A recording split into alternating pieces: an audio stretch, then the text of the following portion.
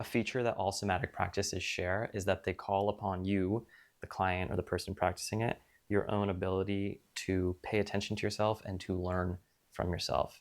And what this means is that in somatic practice, we're very aware of which nervous state system we're in. So you've probably heard of the autonomic nervous system and the rest and digest or the fight or flight. If you're watching this video, I imagine you're into this type of topic. If not, welcome. Here you are to learn about it a little bit. And the key feature I want to focus on in these states is that the sympathetic state, the fight or flight state, is designed to mobilize the body to be able to interact with the external environment in a way that we can move away from things that we perceive as threatening or move closer to things that we perceive as advantageous. And it's not always in the context of like some sort of threat. We can also use the sympathetic nervous system state to act out some sort of performance or show or perform our sport. But it's a high level of focus where the heart is beating fast, the pupils are focused on very specific things. And the key feature here is that within this state, we are not really focused on learning anything new because we need to do something, we need to perform. And oftentimes our life depends on it. That is built into us. So that's great. That's great to have an ability to go into this place of like, let's do it. All my attention is going to be on what I need to do right here, right now. And what I need to do right here, right now, I'm going to leverage, make use of the things that I already know. The parasympathetic state, referred to as rest and digest often, I'm going to add in learn and develop, or learn and disentangle also. Because in that state, and you can experience this for yourself too, I have other videos describing how to do this.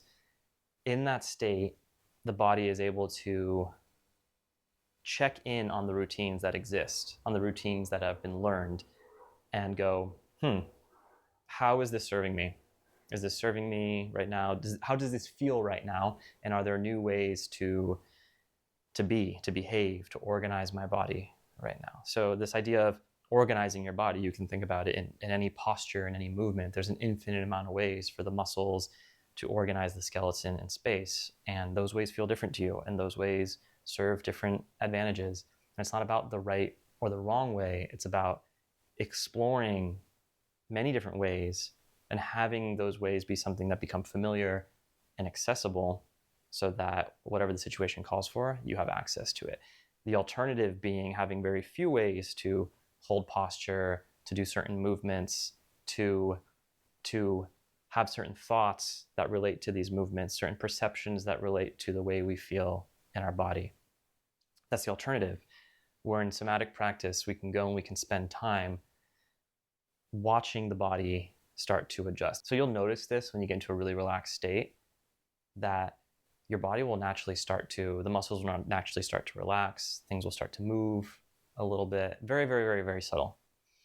And in somatic practice, what we often do is bring the mind to focus on this development that the body is already expressing and wants to express, so that we notice that it's happening.